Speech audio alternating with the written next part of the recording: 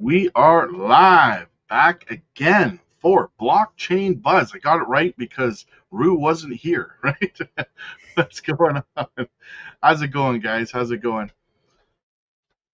It's going good. We're obviously going to introduce a great friend of ours that's in the space, the community, who has, let's face it, probably the number one UNT channel out there. There's obviously bigger channels, but I would say he is your bread and butter when it comes to daily quant coverage. And it's this guy. I can't point down. Anyway, it's Channing. Some of you guys are familiar with him. We welcome Channing. Channing, how you doing, man? I'm doing great. I can't complain. Thank you guys for having me on the show today. It's an honor. Absolutely, man. Absolutely. Saw a lot of your stuff with Max, and it's just like we gotta get him on the channel, man. We gotta get him on Blockchain Buzz as a regular guest for sure. And shout out to you, Rob. You, as Shane pointed out, you are the ultimate trooper. This guy's got strep throat. He's got the flu, and he's still here doing it. He should, like as Shane pointed out before the show, he should be in bed, right, trying to rest up. So get well soon, man. I really mean that. And you're like, oh, I can't complain. Nobody gives a crap. If you're that sick as a dog, you have every right to complain. So I can't complain. Nobody listens.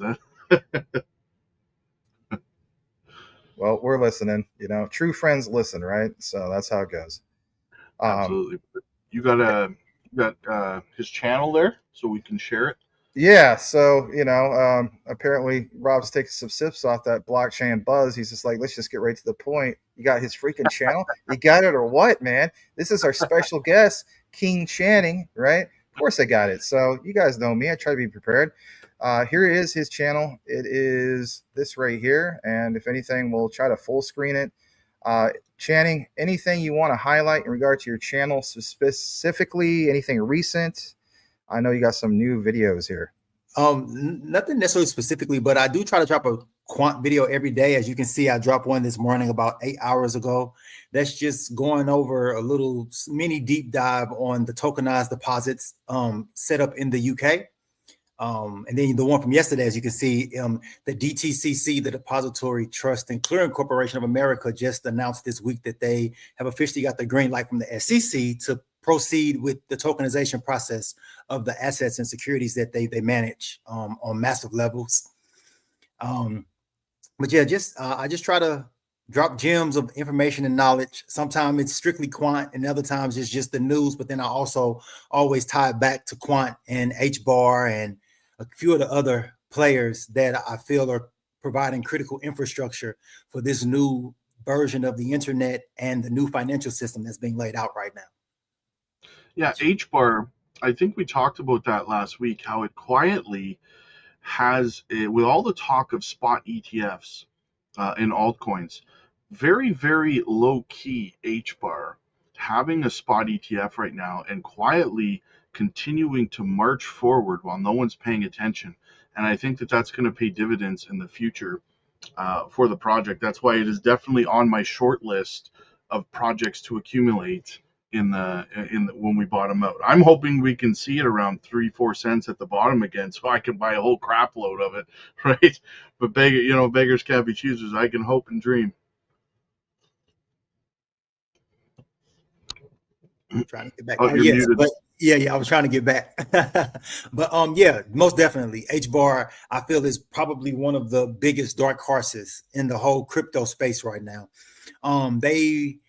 It's like almost every day they have something else coming out. Even this week alone, you had the GBBC officially come on as one of those new partners / kind of sort of council members, but not a full council member. But then you had another major energy company out of South America also come on as a new governing council member this week. Last week, you had the country of Georgia announce that they're tokenizing their entire real estate country's portfolio on top of Hedera. And the list just keeps on going on and on and on. Like the announcement that come out of Hedera almost weekly at this point in time are massive. And it's like nobody's paying attention. And then you couple that with all the ETPs throughout Europe, because there's several, but then you also have the ETF, which was then they were the third crypto out of 20 million to actually get a live active ETF on the NASDAQ. And since then, I want to say I think it's about in between 50 to 70 million HBAR have been locked away already in the ETF, which is incredible. Absolutely incredible. So just imagine only being in the first month and a half, where it's going to be in 12 months or 13 months or 36 months of more and more institutional adoption coming into the space. And they, doing their research and due diligence, like I'm sure they will, and see HBAR with that outstanding governing council, and then all of the use cases that's been built on top of it by some of the biggest entities in the world. I want to say another state outside of Wyoming, which they're doing their stable coin. Another state, this was just yesterday as well, just announced that they're building one of their tokenization processes out on Hedera as well. And that was just yesterday. They just announced that. So it's just constant news coming out. But, Yeah, and the tokenomics are really, really good too. I mean, 50 billion max supply, 42.7 already in circulation. But how much of that 42.7 is going to get gobbled up by institutions with these ETPs, ETFs, and so on? Yeah, and absolutely, man. And not to mention the banks as well, because of course we know the comptroller of currency about 2 weeks ago gave the green light for the banks to start custodying crypto for the usage of the gas fees for DLT processes. So now you have any banks that are also built on top of Hedera or any other compliant project, XRP, XLM, XDC, whoever the case may be, now also starting to buy these tokens so they can actually use them as gas fees, which is also another leg of utility and utilization coming to these networks. Absolutely. I've always been bullish on HBAR. Made a lot of money in the last cycle on HBAR, and it definitely made some this time around as well. Yeah. But for me, it's not slowly, but quickly becoming a longer term hold. I have my tier. I like to put my projects into tier levels, right? My tier ones, stuff like your HBARs, your ZBEX, right? Your XRPs, stuff like that, right? Jasmy's another one. And then I got my tier twos, SEI network, and just stuff that I have no problem flipping once I'm up a couple 100%. But for my long terms, my tier ones like that, I just accumulate, I throw it onto my decent wallet, and I forget that I have it. Like, yeah, most definitely. I concur. Just as far as setting up the bag of our portfolios, and there's definitely levels to the projects. And to me, in my eyes, Quant is like king. Quant is number one. Quant is like, because what they're doing encompasses the entirety of Web3. And if they succeed, that means every project succeeds, because they're the thing that's allowing the institutions that safe rail, that safe, space to be able to say, yeah, let me go ahead and get XRP for this liquidity. Let me go ahead and get HBAR for the scalability. Let me go ahead and get, whoever for whatever the case may be. So yeah, definitely tiers to it. Yeah, you want to talk about good tokenomics? Absolutely, Quant is. There's none better than Quant. Yeah. I mean, I would have to highly agree with that statement. Yeah, $74.90 per Quant right now, man. Like crazy steal. In the last cycle, like in the bear market throughout like 2022, 2023, 2024, whenever I DCA'd in the beginning of when I started my portfolio there, every time I DCA'd, I bought one full Quant every time I DCA'd so that I could just slowly accumulate them. You'd be surprised how many you can accumulate doing that over 2 or 3 years, right? Yeah. Oh, that's a fantastic strategy. Go ahead. Absolutely. You want to go ahead, brother? Oh, yeah, absolutely. I was just agreeing. No, it's actually, that's probably the best way to go about it, because, I mean, again, there's two things that exist that a lot of people are aware of when it comes to Quant. So, and a person that's just coming into Quant or seeing it just on its face value, they're like, oh, that's too intimidating. That's just too much. But it's, again, I think we mentioned this. I don't know if it was you and me or whoever. It's a case of, look, you got to look at it from market cap perspective. Again, people get blindsided. They're like, well, I want to invest in ISO 222 assets. So, like, obviously XDC stands out. And I'm not throwing shade at XDC. I think it's, a great play. But again, Channing, you point out in one of your videos, I think for about a month or two ago, is like, if you look at the market cap of QNT, like, for example, let's say it was at the market cap of one of these bigger ones. I know everybody says like BTC, but it's like, really, look at QNT at that. Oh my gosh. I mean, let's face it, QNT at like BTC's market cap. So for one, it already has better tokenomics and so on. Yeah, it's not a proof of work. We get that, but like it was way over $100,000. So you guys see these crazy thumbnails where it's for myself, for Channing, and so on. Please realize that you can't get that tunnel vision. And an analogy I used was, it's like, what will the average person do in anything? They'll get a stack of, let's say, like a big giant mountain, right? Like a pile of gold coins.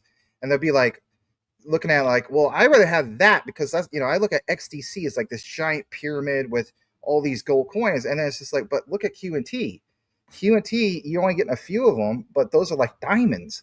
And again, people get blindsided by that. They're like, it's too much. I've even seen people say QNT is too much when it crashed down to, what was it, Chain, like $55? Yeah. Yeah. I was first exposed to QNT when it was like 40 something dollars. And when I didn't even know about it at the time, when it was $40, right, roughly early 2022, I will be honest, I kind of had that same attitude. So I could relate to what you guys are talking about. It's like, oh, why want to throw, I want to get a lot of something. But again, people forget, again, back to what Rob mentioned, the tokenomics. So yep, it's not quantity, it's quality, because you could have one QNT and with the potential future price action could net you more money than 1 million of another token. So yeah, well, that's one of the biggest mistakes, and we've talked about this in the past, that a lot of people make, is newer people in crypto make, is they come in, they see, I could buy 6 million Shiba Inu for this money, or I can buy 2 or 3 Quant, right? And they're like, well, I mean, I want to have 2 or 3 million coins instead of, because then you also have all the static, right? You got the people from these communities saying, well, Shiba Inu is going to go to $1, or it's going to go to a penny, or and you're sitting there counting your money before they're like, well, if it does that, right? But is it going to do that? No. Let's be real. There's right? no way Shiba Inu is ever going to $1, like ever. No. I think it'd be lucky if it did a half a cent. I was just going to say, especially with a half of a quadrillion in circulation, like that's insane. Because I want to say the original amount was quadrillion, and I think what's his name, Vitalik Buterin, burned half of the supply. Yeah, that's insane. Still nothing. Yeah, they could burn more than Snoop Dogg if they wanted to, but at the end of the day, you're not making that $1, man. I'm sorry. That's a pretty good punchline right there. I like that. Just real quick, you got a super chat just came in. We should probably recognize that for you. Swiftcoin price long term, in your guys' opinion? Well, let me have a look at Swift right now. Long term is a matter of perspective, or perception, right? I mean, right, exactly. Everybody has their own, opinion on what long term is. Like for me, when I look at long term, I mean, like Quant, right? Like me and Channing is like, I don't even know if we ever actually really sell Quant, because at some point we'll stake it, and it's kind of like the same concept. You win the Powerball. So many people do what? You know what I mean? Like they'll $1 billion Powerball. And they're like, oh, I'm gonna go help Jim, and I'm gonna help Rosie, and I'm gonna help this chick and that chick, and this. All these people come out of the woodwork, and then you went against that principle. Why aren't you earning interest on it, right? Absolutely. Well, then should we apply those principles to some kind of asset like QNT? So again, I don't know. Especially when you can earn interest on it, and if you really just hard up for money, you can then leverage it and get a loan from a bank, because we're getting ready to move into that realm of the blockchain space as far as the institutional leg of this. When you they've already started the process of counting your crypto when you're getting a mortgage. Does this make sense? Now thinking another 5-10 years into this distributed technology journey, when it's just a common thing for it to be inside of a bank, then you can go and say, hey, I have 30 Quant I want to leverage for however much, and blah blah blah blah blah, and you're still not selling your Quant, and you're still earning interest because they're staked away, or whatever the case may be. So that's a double whammy. It is. Yeah. Go ahead, Rob. I'll give my opinion after yours on this one, because I know we both cover this. Well, speaking of lending and borrowing and stuff like that, I mean, Swiftcoin did recently, within the last, I believe, 6 months, they launched a new lending protocol, right? They have their AI agents They have their bridgers, which I really do believe, I've talked about this many times in the past, bridgers, all-chain bridge. Now that we have a crypto-friendly SEC in the space, I think that, listen, bridgers was not functional in the United States, not because there was some law restricting them from doing it. It's because they knew if they did start serving U.S. citizens, Gary Gensler probably would have dropped the hammer on them.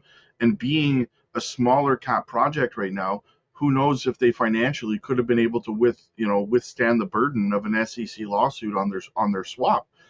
So now that we have a crypto friendly administration and Atkins in the SEC, I think you eventually do see Bridgers move its way into the United States.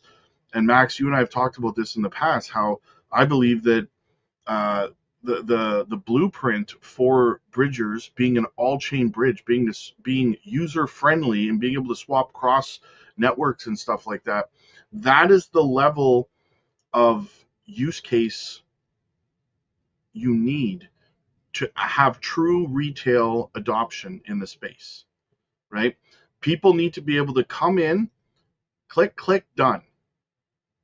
It has to be that simple, right? And when you've got an all-chain bridge where you can do that kind of thing, that's the blueprint, the foundation for a user-friendly way for retail to come in, buy things, and take 2 seconds to do it without them having to do all these complicated, well, I gotta swap my USDT over to Solana's USDC because it's on Ethereum, and trying to figure all that garbage out. It's too much. It is too much. My analogy is like this, all right? So I constantly refer to Swiftcoin as like it's Chinese XRP or Asian XRP. Why do I basically state that? It's because if you look at it, it's got very similar use case. No, it's not on-demand liquidity, but it almost feels like it's, if you had to abbreviate, like maybe, I don't know, UODL, like UTODL, like untapped on-demand liquidity.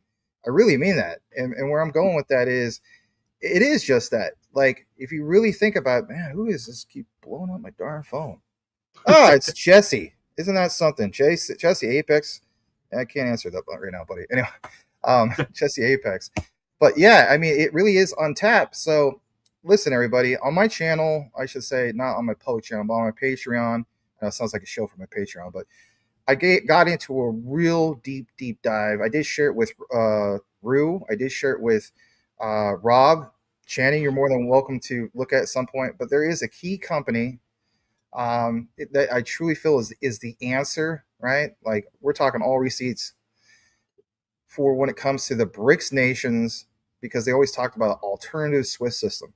Now, I'm not saying that Swiftcoin is that alternative SWIFT system at all. I'm not saying that at all. But there was a gentleman in the interview, in the deep dive, where he mentioned specifically, at least in 2 videos, and each video is probably an hour long. I didn't leave any of that out because this guy gives probably the best presentation of anybody I have seen ever in the space, blockchain and DLT. And he specifically mentions in 2026, he gives it a 50% chance. And this guy is very, very extremely well connected. He gives it a 50% chance that China will literally unban, like, not just Bitcoin, but they'll unban alts. Well, again, I know I keep harping on this, but what do you think would have first movers advantage? We already have proof that Swiftcoin will have first movers advantage. How do we reference that? Go back to the chart. When we had the temporary unbanning, it was only very short, right? I don't even know if it was even a week. This thing got sent. It went parabolic. We basically reached, what was it, Rob? Like, I think a little over maybe 4 cents. 4.5 cents. And those are some huge gains, especially for people that got in really early to Swiftcoin. Like, shout out to Underdog Research Channel, Rue Black, maybe even yourself. My average DCA into Swiftcoin was, I want to say, maybe what you see right now, actually. And then when this thing crashed, right, I just kept DCAing, and I hit my Swiftcoin goals finally, which was cool. But again, I like some of that talk because we see here in the geopolitical space that just because it seems as though China is very anti-blockchain and anti-crypto, again, some of these things in the research unveils a different narrative, a different story. So I want to be prepared for this. So again, if you're looking for something on which your answer is this is a long-term play, my conversation would be, what is your definition of a long-term play? Because your definition as a long-term play is nothing longer than the end of 2026, or you're like, no, like I'm impatient.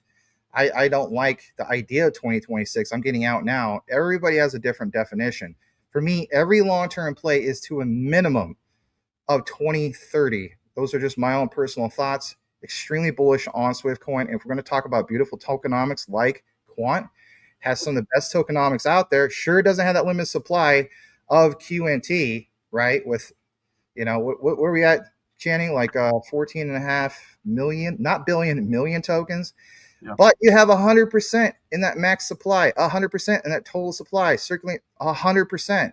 So why not be prepared now at these rock bottom prices? Absolutely. Oh, and by the way, listen to this. Remember how we talked about Gary Gensler real quick? I don't want to do all the talking there. Sorry. We talked about Gary Gensler.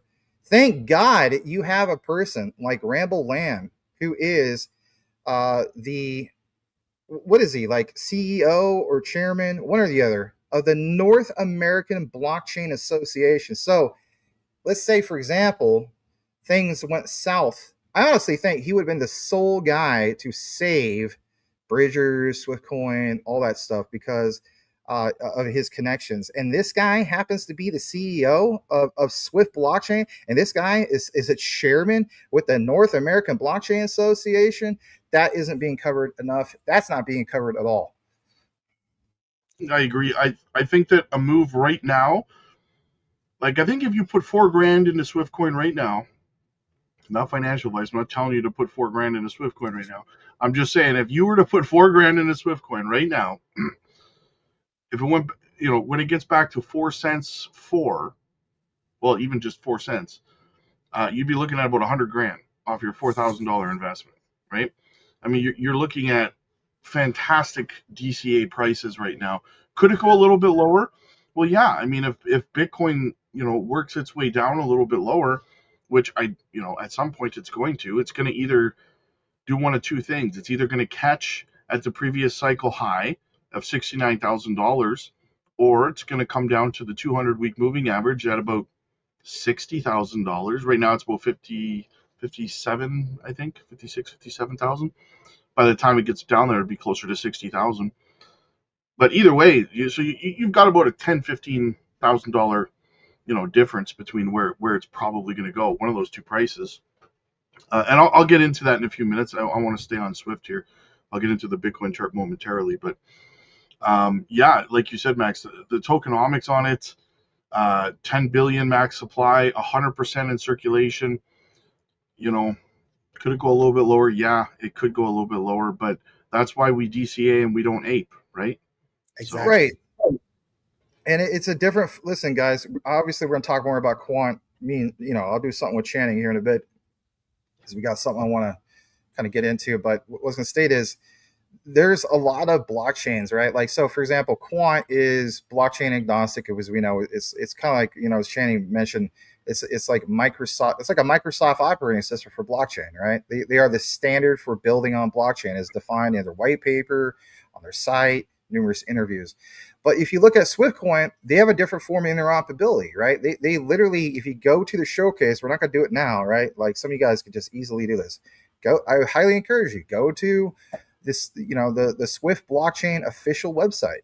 And when you go there, you're going to see the biggest grocery list of just about everything you could think of, like Ripple, Stellar, you name it. And it has all these lists of coins and tokens, Theta, Near, which those are good projects as well. And it has literally what? It has a bridge, hence the term bridgers, literally in their name. It bridges to all these assets. So finally, when Asia decides to take off, again, who do you think is going to have first movers advantage? And how about this? If I'm going to talk about Stellar with the whole idea of on and off ramps, this is literally your number one choice when it comes to an on and off ramp for those regions. Extremely bullish on Swiftcoin. Again, just recently hit my goals on some of this not that long ago. Even my Patreon community, people ask, what is the one that is the best sale out of, we went through the top 100, 200, 300, all the way up to like, thousands of ranks and so on. Swiftcoin consistently was the one leading the charge as far as the best bang for your buck. But in reality, Quant is too. Again, that example. So just again, throwing it out there, first movers advantage. It's happened. It's not like I'm just pulling things out of thin air. Like this is, we don't have nothing to reference. What we have to reference, back to what Rob was saying, is what happened this year, the temporary unbanning. Do we get more temporary unbannings? Could be. Could very well be. Mm-hmm. Quick shout out to Chris. Thank you guys for working so hard. Happy holidays. Absolutely. Happy holidays, man. Merry Christmas. Merry Christmas, brother. So this is, by Christmas. long term, I meant 2 to 4 years from now. Okay. Fair enough. It's probably going to 0. No. Okay, Jerry Banfield. What I was going to say is I want to give a special shout out to this guy. I mean, because I haven't done live shows every day like I used to. But River, thanks for joining here. I don't know if you probably saw maybe on X or wherever on YouTube my posting. So I just recently, within 7 minutes of the show, I did share on YouTube on a post. We had that little area for YouTube posts, and I also shared on X about this live. But good to see you, River. He says, wow, just got a coffee, sat down. What a treat this morning. Hey, guys, great to see OG in this space. This is a guy from my community way back, so glad to see some familiar faces. Absolutely. And also Isaiah, good to see you too, from Portland Trail Blazers fan, man. Look at that Blazers logo, right on. Yeah, River pops in from time to time. Good to see River. Good. All right, well, part of your community too, right? So there you go. I think River jumped over to our community way back when you and I first started collaborating together.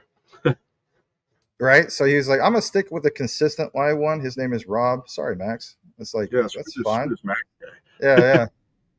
He's not live every day, right? Yeah.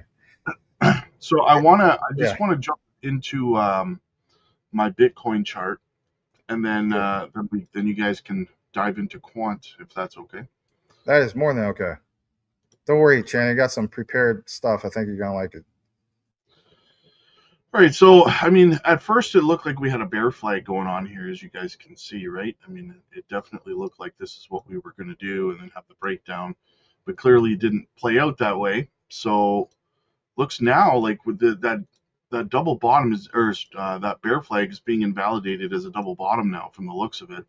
So I think that likely what's going to happen is we're probably going to bounce. I'm not going to be convinced of it until we get above the 30-day moving average here. It's always been a strong level of resistance. So I think once we pop above that and we start closing at least 2 or 3 daily candles above the 30-day moving average, we'll start to work our way back up to the CME gap up here. It's 96,000 out of the double bottom. And you'll probably meet some resistance at the top of it. And then right now, 102,657. That's where the moving average or the 50-week was.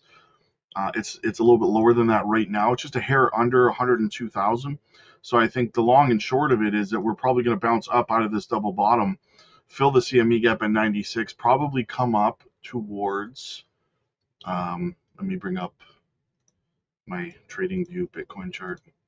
We're probably going to come up towards the 50-week. Which is right up here right now at 101,990. We're going to put in that right shoulder, most likely, right?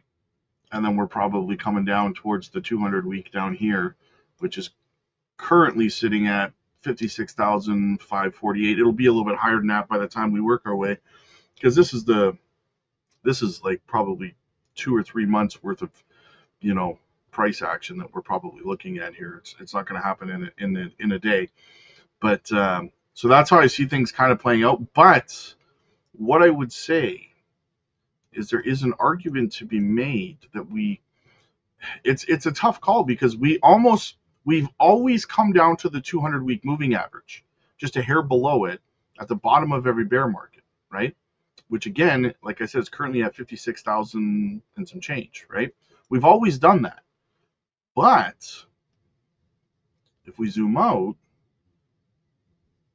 What we've also always done, as we go back in time, is we've also used the previous cycle high as the bear market low, right? As well. So we look at 2017's top, while the 2021 bear market, we used it, we were below it for like 2 weeks, but we used it as support, right? Previous cycle high. So here we are, previous cycle high, $69,000. So we drag it over here. We're almost there now. So which one of these two metrics is going to fail? Because they've both consistently happened. So either we're going to drop below the previous cycle high for the first time in the bottom of a bear market, or we're going to fail to go all the way down to the 200-week moving average. Either way, it's a range of about, like I said, $15,000, which is not huge for Bitcoin, right? Yeah. So I mean, if we came down to 69, I mean, either way, like I said, from where we are now, another $15,000. We've done that in a day at this point, right? So, so are you? I mean, the whole thing of that 110, 110K target for the double shoulder pattern, is that something that's still your primary focus to get back to that? 102. So 102. That's the other interesting factor, right?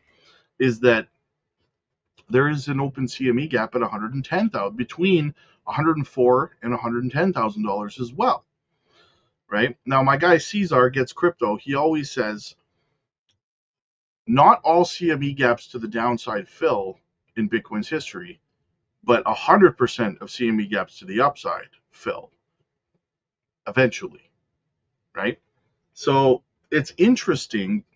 Will we fill, because we have one at 96K. Do we fill it, reject off the 50-week and come down?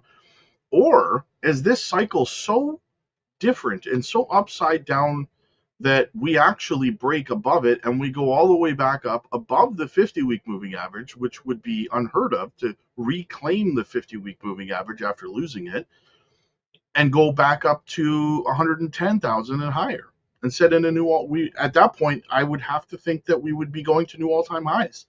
If we reclaimed the 50-week moving average, it's never happened. Once you lose it, you go down into a bear market. The only time it ever happened in the past, I remember it was when the pandemic happened. You mentioned that like maybe a week or two ago. Yeah. COVID. Yeah. See, I pay attention, Rob.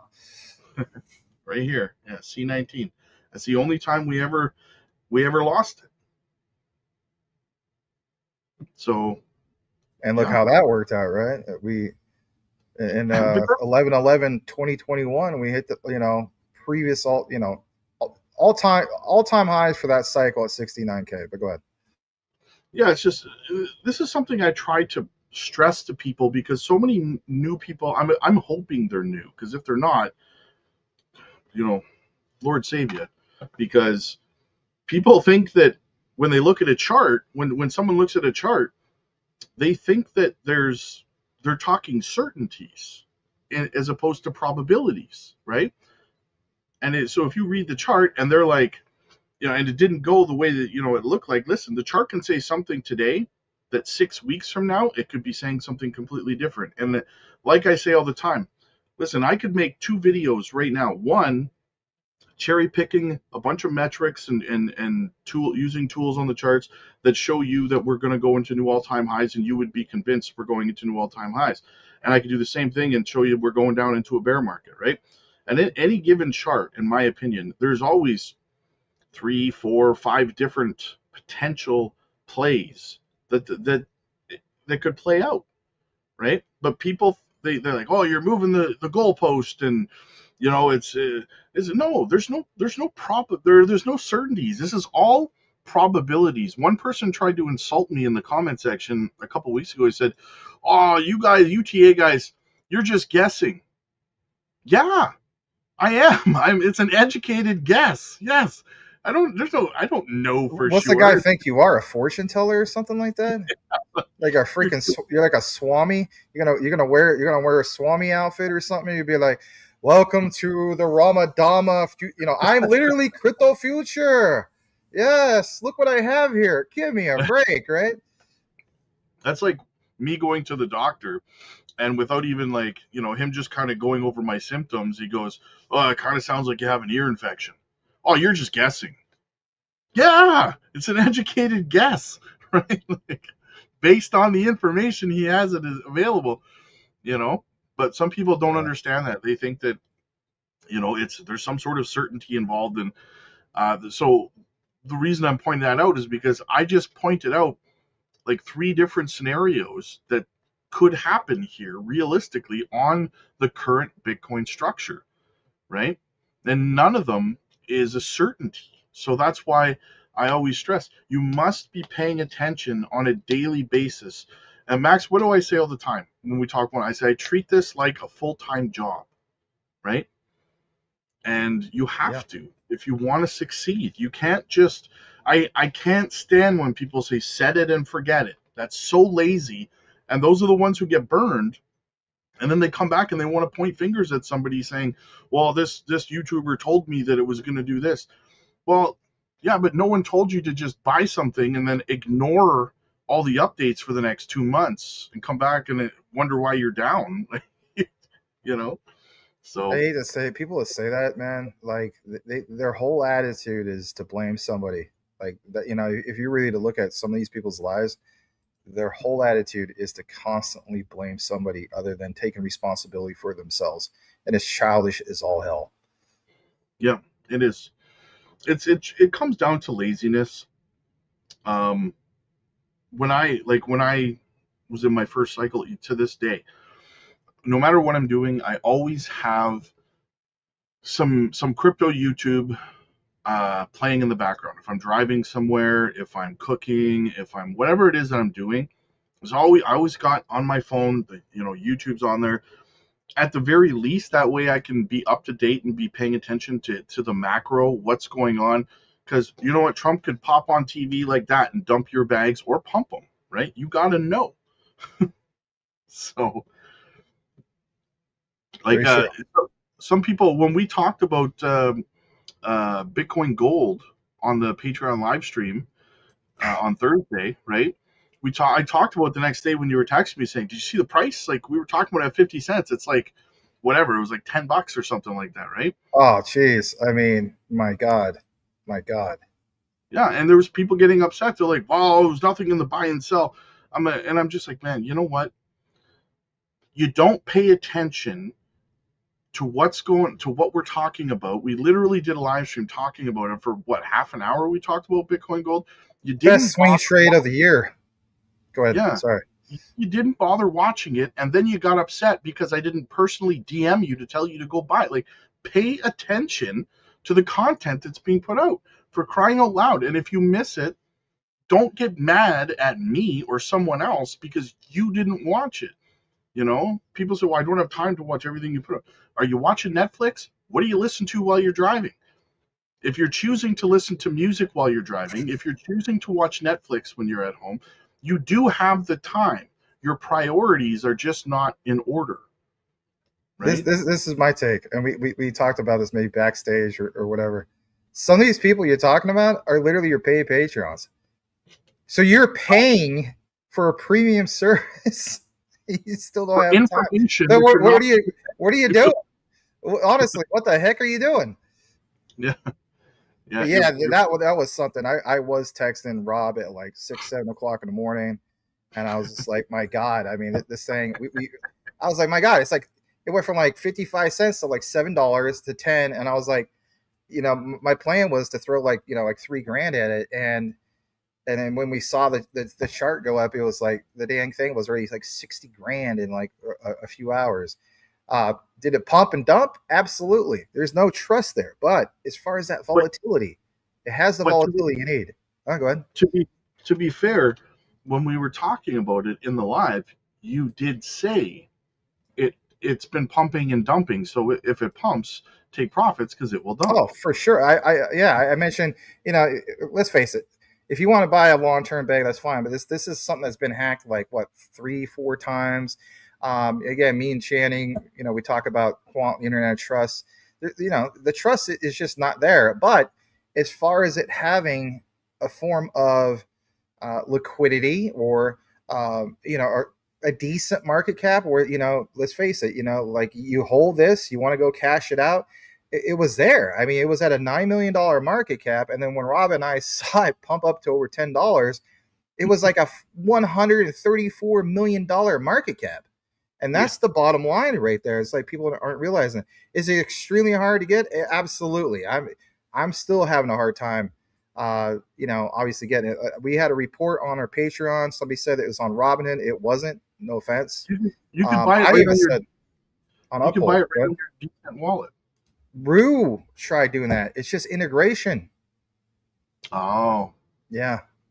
So yeah, I'm trying to. The one I just recently did was Changely Pro. I haven't finished my KYC yet, but I'm so determined. I'm gonna find that one. So again, guys, why are we mentioning this stuff? Because guess what, everybody? I'm looking right at the camera, telling you guys, we are into so many long-term plays. I'm into like 50 plus projects long-term. I'm more than good. Some of you guys can relate. Shout out to Elon Musk. My God, I mean, that guy is probably like in 200 or 300 freaking things. It is what it is. Maybe Rob is. I don't know. I mean, you don't want to dock your portfolio. I get that. But my point is, we got enough long-term plays. And you know what's the consistent complaint that I get on my public channel and also the Patreon is, look, we got to find something that's a good swing trade. That way I could shift some of this new capital into some of my long-term assets. But guess what? I guess you could say, because since we're talking about YouTubers earlier, most YouTubers don't really do that, right? Like, you either have the channels that are just focused on charts, which is nothing wrong with that, or you have channels just focused on research, right? Which is nothing wrong with that too. Then there's the in-between, which is Rob's channel. So shout out to Rob's channel. Anyway. Otaku in the house says you're better off reading the bones instead of the charts. There you go. Otaku in the house. Yeah, so I'm good at blaming myself. It's easier that way. That's funny. XCN, yeah, we love XCN. You're muted. Oh, okay. All right, so let's segue into some quant. It's kind of a hard right turn instead of a segue, but what do you guys got? We didn't hear. We have special guests. We didn't get to hear from a lot. So Channing, anything you want to point out and share, by all means, man. You want to do a rant, whatever, just share what's been on your mind lately with quant. You've been doing it in your videos anyway, so by all means, take the stage. But what I was gonna do, I was just gonna let you present, and then I'll just piggyback and just give my feedback on. I mean, old school Max and Channing, like it's completely fine. All right. Well, if you guys tuned in for the first time, we really appreciate you guys. Consider smashing that like. It helps, obviously, the algorithm. Oh, why would I want to do that? It's not the end of the video. That's horrible. You guys doing that is just not right. Consider. I'm not telling you. Consider. Hopefully, we can earn your like. I think I'm saving my likes for someone I like. Yeah, whatever. Right. So, consider smashing the like. So, first thing I'm gonna do is I've shared this white paper a few times. We want to share another key thing. So on my XRP videos was myself. I would say also with Jesse Apex, right? I covered this, right? From the XRP side of things. Now we're going to do it from the QNT side of things. What am I referring to? This right here is an actual quant. I know it sounds doom and gloom. CBDC white paper, but it's not a full CBDC, okay? And some people struggle with that. Let's share some key things. So for one, when we get into this, this is page 1 of 12 of this quant white paper, like it says, back in 2021, implementing a CBDC, challenges and a solution. We know that Quant Network, as well as Ripple, as well as Hedera, are part of the big three that are doing the digital euro. You've been following people like Christine Lagarde and obviously the ECB, European Central Bank, the big step forward when it comes to this. And let's face it, when it comes to CBDCs, Jesse is right, as in, not KR Finance, shout out to him, Apex Crypto. He pointed out when he did this XRP example, you think that you see a lot of capital or market cap in the overall crypto market for things like obviously Bitcoin and so on. Let me tell you something. It is not a drop in the bucket compared to what a central bank can do in a day. So what literally you see in a year is no comparison to what, whether we're a fan of it or not, a CBDC could do in a day. And I know some of it sounds good, some of it sounds bad. We're just going to cover some things to kind of make you aware of some key things here. So for one, we're going to pull this up. This is page 6 of 12 of this CBDC white paper from Quant Network.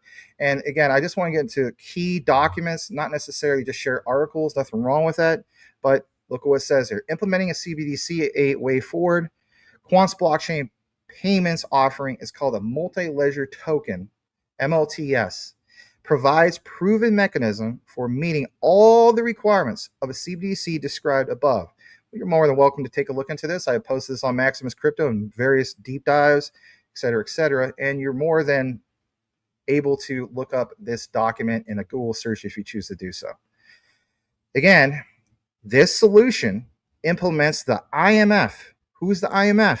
It's the International Monetary Fund's, quote, semi-decentralized model. This is not a full, controlled, centralized model, semi-decentralized model. Some people see this statement, they're like, nonsense, I don't trust them. Hey, I get it. I'm not trying to get in an argument about that. But anyways, in regard to this model, it enables simple and flexible implementation of a synthetic CBDC. It can also be used by banks as a more flexible type of stablecoin. Now, when we talk about Quant, myself and Channing have covered a lot when it comes to their role with programmable money and their role not necessarily of creating a stablecoin, but again, that programmability, the flow, the orchestration, and so on. This has a section here where they're going to look at the detail of the Quant MLTS. I'm not going to get so much into that, but it says in brief, funds or collateral, think about that, are held in escrow. Well, we know that XRP has a big role when it comes to collateral. Held in escrow, do they not? With a financial institution, such as central bank, or large regional bank, and tokens to the same value are issued minted on a private DLT. These funds can then be used on any DLT, as in distributed ledger technology, or mixture of DLTs. So again, literally, what does Quant Network do with the overledger? It is a mixture of DLTs. How do we know that? We have shown various illustrations where Quant will work with private, public blockchains, right? Your Ripples, your Stellars, your, even with JP Morgan, with Quorum, your Ethereums, et cetera, right? And it says here, public or private, like I just mentioned, and quantum patented multi-ledger token technology is applied. Why? Because that token is used as a skeleton key to open all this up. All right. Again, people say Q&T token will not be used. That is further more from the truth. You have not done your research. I say that politely, but it's true. This ensures that wherever the tokens are used, changes of ownership are recorded on the original DLT. So again, it's not that Quant is going to take over that DLT. It's going to leverage these technologies. Like it says, and a clear audible record is maintained through what? One of Quant's products showcased literally last year is what? Quant Authorized. And that's a fully audible, smart automation audit system through the Overledger. So what I'm going to do now, before I connect some other key things and show you an actual video that I don't think anybody's shared, to be honest, literally from Kristalina Georgieva of IMF, kick it over to Channing for some of his key insight in regard to some of this. Go ahead, take it away, Channing. You're going to have to add him. There you go. Yeah. I mean, we've kind of sort of touched base on it. Quant is the infrastructure of money. It's not just CBDCs like the white paper, but it's everything. It's stable coins, it's tokenized deposits, it's the assets that's being tokenized now, it's the remortgaging. I have a video coming out tomorrow, just diving a little deeper into the whole UK tokenized deposits.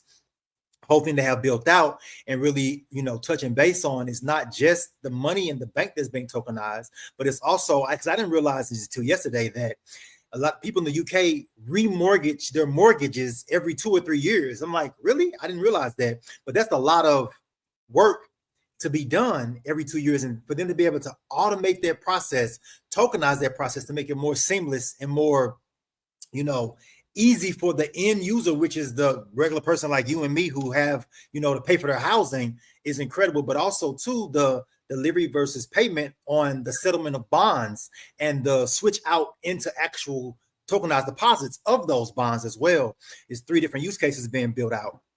So it's like you said, as far as the CBDCs are concerned, but it's also just this whole suite of anything of value. They have the process to make it interoperable and to send it seamlessly to any network that's connected into whatever the process is, whether it's the remortgaging or the tokenized deposits or the actual settlement of bonds, which is crazy to say that we're at this point in Web3 where we have real, actual, factual government, no matter what government is coming from, bonds now being pulled onto a blockchain in a regulatory compliant way, and to know that they're leading the charge with that in the UK is quite incredible.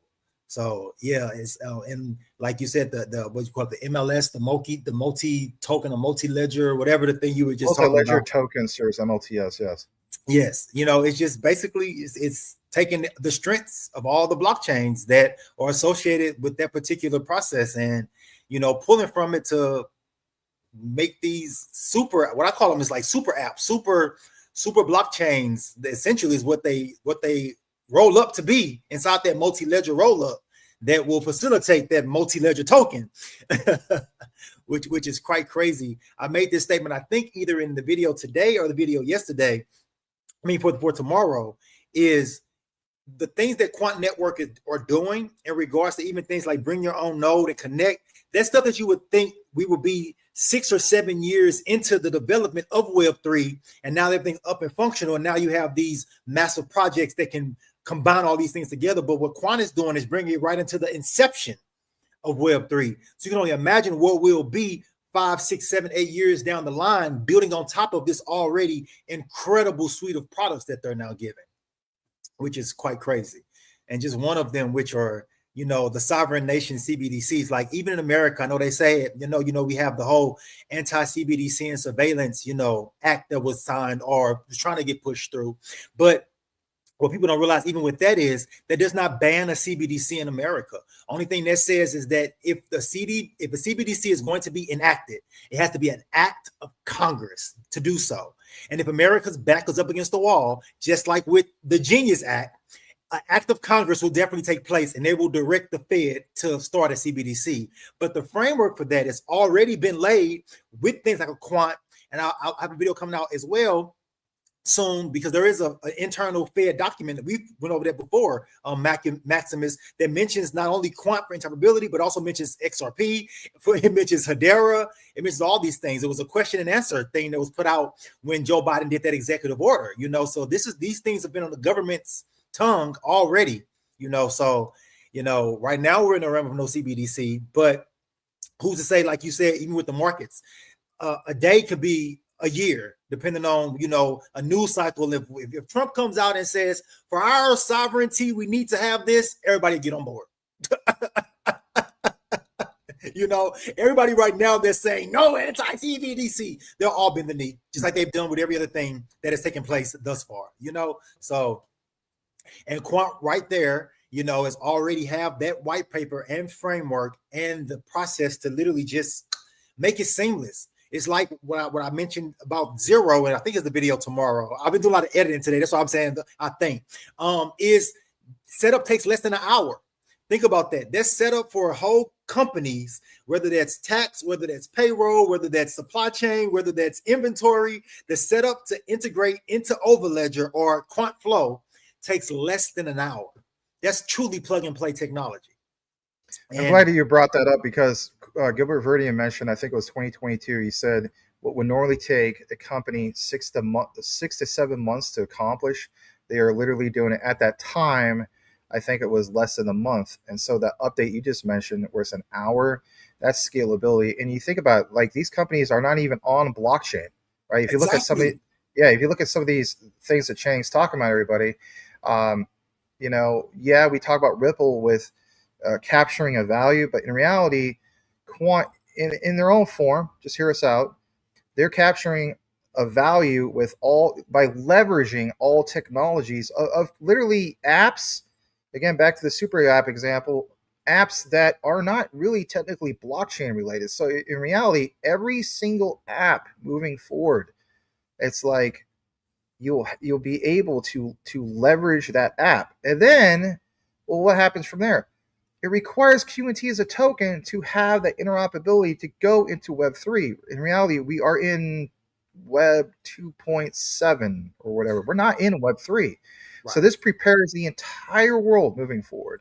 And the update, I think it was last week, Quant Network announced the whole thing of specifically GBTD, which means Great Britain Tokenized Deposits. And why that's so significant is in order for them to do that, they finally got regulatory clarity. I share this on X, and I hate to say it, not a lot of people gave a crap. Like, it's like, oh, the price didn't put up. Like, I got a Yahoo today.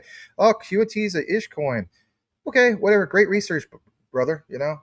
And my main thing is, that's regulatory clarity in the UK. I bet you anything, if we had announcements of any form of regulatory clarity in the United States, people would give a crap.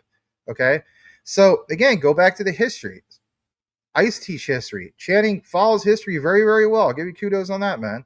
And it's just like the United Kingdom, or I should say the British Empire before it was the United Kingdom, what did they do hundreds and hundreds of years ago? They led the charge of what is considered international law, maritime law. Not even hundreds of years ago. Go right just before Bretton Woods, because they were the reserve currency.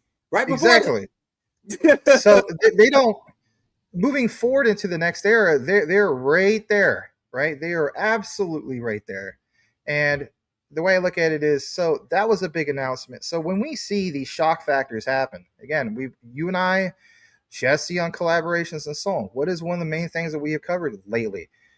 Wallet movement. Some people are not interested. Oh, you guys are just nerds. Who cares? I don't have time for this. Guess what? What do we see in that? Coinbase 10 Prime for literally over a year has done what? Massive amounts of QNT. Hundreds of thousands of QNT, sometimes a day. It's insane, actually. Yes, it is insane. Totally insane. And those are multi millions of dollars worth. And again, what do we know? No ETH pairing. That's a lockup, everybody. And then what do we see? Lately in the news, BlackRock, I think literally announced yesterday, they basically took profits. So, temporary getting out of BTC, ETH, and so on. Again, then he goes back to some of these wallets. It's like, what in the heck is going on here? Again, shout out to Coach JV at 3T Warriors Academy. He has a great analogy. He always says, while everybody's looking over here, there's a whole other thing going on over here. Yeah, the thing that's going on over here is the things that most people aren't talking about. Again, shout out to Channing with his content every single day of the whole idea of quant. And maybe people get burned out with it, but there'll be a time where people wish they took the time to pay attention to some of this stuff.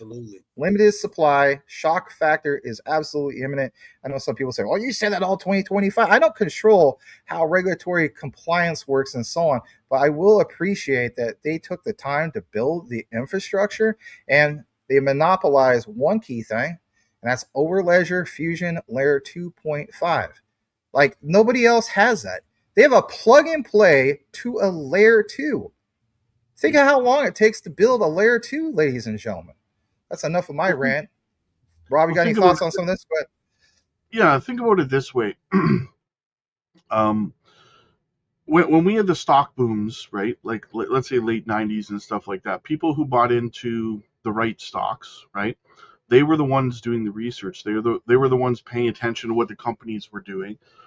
And because there was a lot of competition, but a lot of that competition, right, went down. People were buying the wrong stock, betting on the wrong horse. Same thing applies today. And the thing about it is that the world, when it comes to adoption, especially on financial rails and stuff like that, moves slow, right? It doesn't just, the people who bought into the right stocks, for example, they didn't become multimillionaires overnight. It took time. A lot of people got shaken out along the way, right? We always tend to look back with recency bias, like, what have you done for me lately? Like, oh, back then, yeah, it must have been easy, you know, people just bought Amazon or whatever, and it just went boom, and, you know, Microsoft, and now they're just rich. No, a lot of people, there was a lot of volatility, and a lot of people got shaken out along the way. There was a lot of news coverage of this stuff, fudding it and saying the same way you see it being fudded on, you know, on the news today. And you see people, you're back then, you had different versions of Elizabeth Warren and Maxine Waters, and, you know, you had the Gary Genslers, right? And people got shaken out the same way they get shaken out today. But the people who did the research, paid attention to the companies, and held strong in their convictions, well, they made life-changing wealth for themselves, and they're generations later now, their families are benefiting from that. And when you see the real-world adoption of projects like Quant, like HBAR, like XRP, XLM, ZBEC, you know, the list goes on and on, you can sit there and go, okay, all this stuff's happening, but it's not pumping my bags today. It's okay, yeah, fair argument. It's not pumping your bags today, but it would pump your bags in the big picture to a point where you would never have to work. Your children will never have to work again, right? So that's just kind of my perspective on it. Like, listen, I was not buying those stocks in the late 90s. And I can't even, I could sit here and go, you know, even if I just put $1,000 back then into, you know, Microsoft when it first came out, or Amazon or whatever, right? I don't even remember what I did with that $1,000 from the late 90s, right? But it could have changed my life forever a lot sooner, right? So I look back at that and I say, not this time, right? Because there are going to be a lot of people who look back 10 years from now, 15 years from now, and they're going to say, why the hell didn't I throw a couple $100 into this? What you know, what was that couple $100? Did that couple $100 change my life for the better in the short term? No. So you won't even remember what you did with that couple $100 or a couple $1,000, whatever the case might be, right? So there will be a lot of people who look back and go, that are saying right now, well, Quant's not pumping my bags right now, so the scam, right? And those people, yeah, 10 years from now, 15 years from now, they're going to go back and go, what the hell was I doing? Right? You're not going to remember what you did with the money. You're not going to remember how you were feeling in the moment, the emotions you're going through right now, the fear, uncertainty, and doubt. You're not going to remember any of that. You're just going to sit there cringing at yourself in the mirror going, yep, what the hell was I thinking? Absolutely. I agree. And it's like people don't realize, we're just touching back on the regulatory clarity aspect of what Maximus was talking about, and you touched base on. You know, the Senate now has the Clarity Act and doing markups to it, and have already announced that they're moving forward with hopes to have not just the markups done, but an actual vote by January. Like, that's 2 weeks away. You know, along with that vote, if whatever comes from that, whether it goes back to the House and then gets to Trump or whatever the case may be, regulatory clarity is coming to a market in space that you have pent up demand on both sides from the institutions that entered in right before FTX and then ran away right after FTX. So they've been ready for this because they know and they see how it will transform their bottom line as far as processing payments, as far as sending cross-border payments, as far as just auditing, as far as tax, as far as payroll, as far as supply chain, logistics. Like, they see what distributed ledger technologies can actually do for their companies. They're literally just waiting on the signature. And we are closer to a signature than we have ever been before. And you have lots of companies that after their signature is signed will poof and disappear, because there's no way that they can become regulatory compliant, because you won't be able to be regulatory compliant with the undoxed team. Let's just call an ace and a spade. You're going to have, out of that 20 million cryptos, 99% of them disappear. You're going to have your true cream of the crop and your true blue little memes like your Shiba and your Doge, things that have already stood the test of time, you know, that's getting ETFs like we talked about earlier, you know, that majority of it would cease to exist. And you're going to have people that sit back and be like, Why did I not listen to that guy, Maximus, do that deep dive for an hour and a half on Quant? Why did I not listen to that guy, Channing, do that Clip Notes version of Maximus deep dive on Quant? You know, why did I not listen to Crypto Future on his live shows? Like, because research, in the words of Maximus Crypto, trumps FUD 110%. And the research and the evidence is so blatantly clear right now. Ray Charles could literally see it. Like, it's insane. It's awesome. You know, I want to give a shout out to Rue. He has this great saying, and I don't think I'll ever stop saying it. And I don't know if you heard it, Rob, but Rue would always mention this when somebody would mention like, oh, but you know, nothing is happening with this, man. I'm getting really impatient. You guys said the end of 2025, and you know, ISO 222, that would be the thing. And again, a lot of the blame game, right? But Rue made a very, very valid point, and it's not even technically blockchain related. He said, shout out to anybody who got into Intel, right? Like in the early 80s. He said you had to wait roughly 14, 15 years before that blew off, right? Wow. And, yeah, right? So it's like, yeah, all you whiners out there and so on. I mean, I get it, right? You know, the difference of going into crypto is like you don't have to, you get these huge gains. But I think people have been spoiled, right? I mean, I'm kind of guilty of it too, right? I remember how euphoric 2021 was. You could literally just blindly, you know, back to your reference, Jenny, you know, Ray Charles. You could be like Ray Charles and just throw a bunch of darts at the board. And about maybe 9 or 10 of those would do what? They would have blasted off. And that would have included the memes and so on. But this is a different market. And again, back to the Quant reference, Quant in itself went to like, what, 450, 460, based off of speculation and catalyst. And now when I see people in this space, one of the things they still complain about, I almost said the other thing. I'm trying to clean up my language too, you know. They'll say, yeah, you know, it's like, you know, I get this a lot. Max, you got all this, you know, I actually like your research, bro, and Channing and some of you other guys, all this good news, but I don't see that reflection in the price. Right. This is a different cycle. It's a different market that we're in. And one thing I have noticed is the things that really truly pump is liquidity. Again, back to a meme coin. A meme coin could be worth hardly anything. If you have investors throw into the liquidity pool, that's the main thing that will pump the price. So again, different market, different cycle, and so on. And now moving into 2026, this is the first time in a very, very long time, whether it's with Ripple, with Hedera, things that you've seen when it comes to BTCC, that's an alliance in itself of different projects and so on, is it will be the ones, as I mentioned before, have that utility in motion. And the regulations, this is the closest I think we've ever seen. There is a clear shift. Get on X, add that to your utility tool belt, right? Add Reddit to your tool belt. Some of the other things that, you know, Medium, right? Some people have great research on Medium. Paid attention to what's really going on in the background because, again, moving forward, it will be that utility that gets put in the motion. And I know people get tired of hearing that, but that's where it's at for me. And I think that is obviously where it's going to be at moving forward for regulations.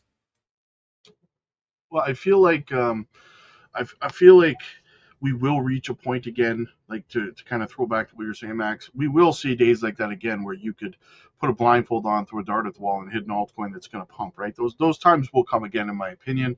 But to kind of further touch on what you were saying, I find generally there's three types of investors from what I've really seen when it comes to new people in crypto. You got the people who, like you said, who freak out and they play the blame game. They get upset because their banks aren't pumping today, right now. And I find that I look at those people like lottery winners.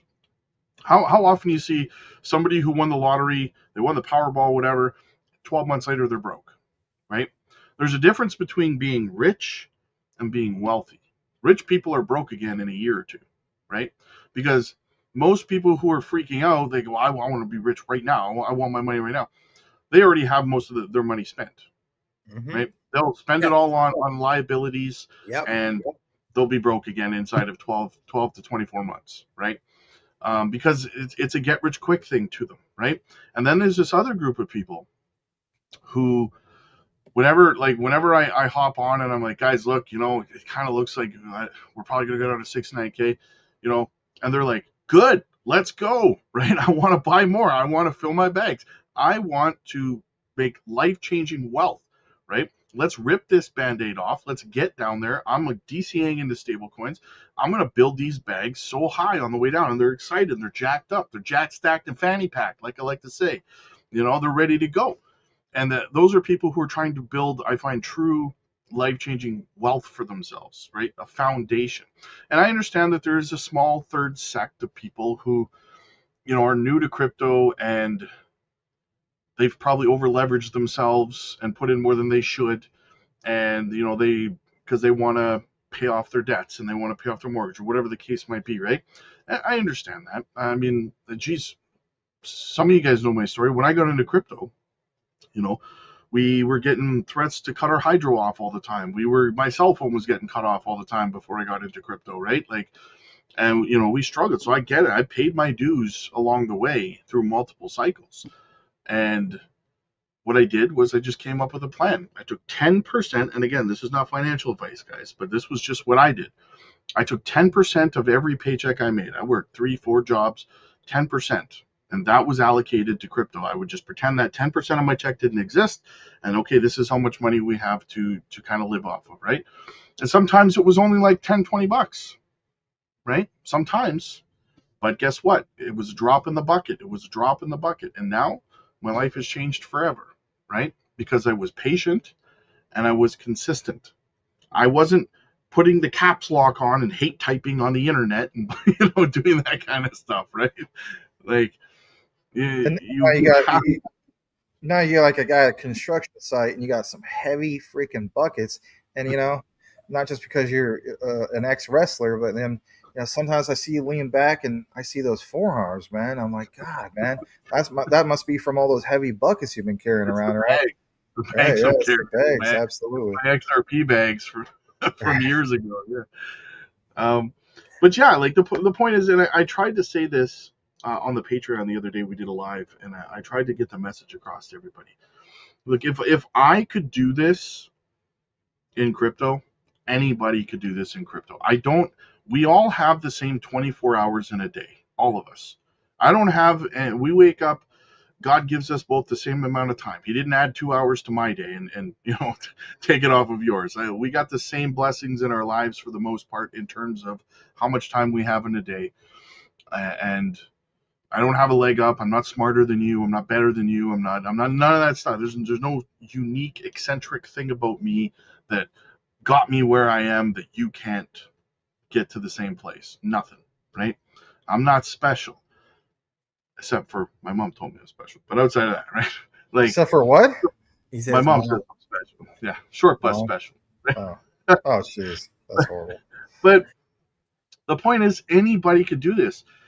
It's really just a matter of most people in crypto defeating themselves because they fear and FUD themselves. Like, I've talked so many people off ledges in terms of selling in the red and stuff like that.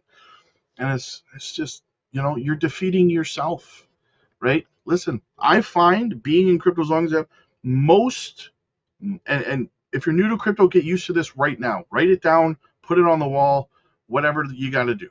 Most of the time in crypto, your portfolio is going to be in the red. Get comfortable with it. It's not a place where 90% of the time your portfolio is going to be in the green and it's all sunshine and rainbows, right? It's a bloody, boring, sideways, terrible time most of the time. But what do they say? When there's blood in the streets, millionaires are made on red days, not on green days. Absolutely. And the people don't realize is with this institutional leg that's getting ready to start. I just did a video earlier this week, and it was one of the executives of 21 Shares, and he's literally calling. Then think about going back to utility, and think about what cryptos have. ETFs and ETPs is nothing but truly the utility tokens, and he's now calling in 2026 for a $400 billion ETP market. Think about that. Think about the institutional flood that would have to come into all of these ETPs into our utility tokens for it to be a $400 billion market by next year, actually outpacing a few of the American-led things that he said inside the interview that I had on my channel about 3 days ago. So that just shows you, and this is someone who is literally right here talking to the institutional investors. He knows because he's the go-through. They're coming to him to actually purchase the actual ETPs, you know? So, I mean, it says a lot about where we're going, and you have to be patient. It's been a heck of a storm these past few years in crypto. Great days, good days, days you think you're getting ready to just be, you know, financially free. And then 3 weeks later, you're like, man, I'm working again type situation. But it's like with crypto.com, fortune favors the brave. And if you're in crypto, you are brave. Because especially before this year, all of this was speculation. And there's still a lot of speculation, but we actually now have central banks talking about it favorably in onboarding processes. You now have governments codifying law, which we had never had before in the whole life cycle of Bitcoin, period, point blank. And you now have real institutional players onboarding and publicly saying, hey, we're partnered with this, or we're partnered with this, or we're working with this, or we're working with Ripple. You know what I'm saying? This has never happened before, not publicly the way it is right now in 2025. And it's only going to be exacerbated going into 2026 when you now have regulation laid and the people that's on the sidelines ready to literally attack the technology get the green light.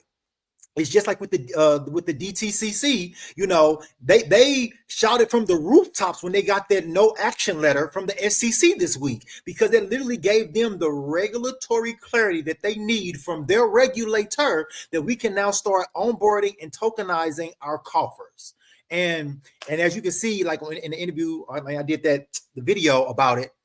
They've already got, I think the Russell 100 is already getting, that's like one of the first ones, and another one, and they said ETFs and ETPs, like they're literally salivating at the mouth, literally, to start this process because of how much money is going to save them in the long run and how efficient it's going to be and how much money is going to be made because they're able to move assets 24 hours a day instantly.